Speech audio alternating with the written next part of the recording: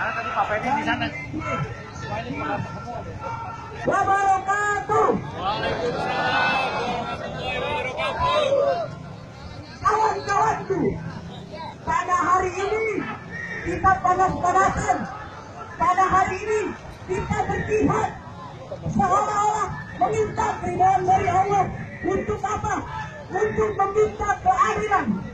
Hukum harus ditegakkan.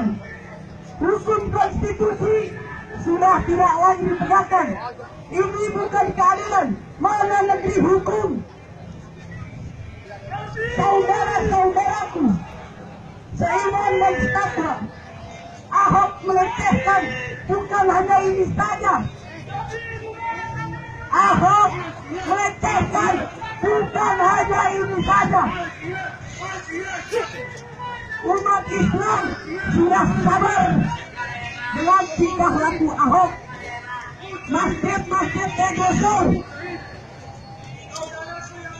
prostitusi didukung, bisnis didukung.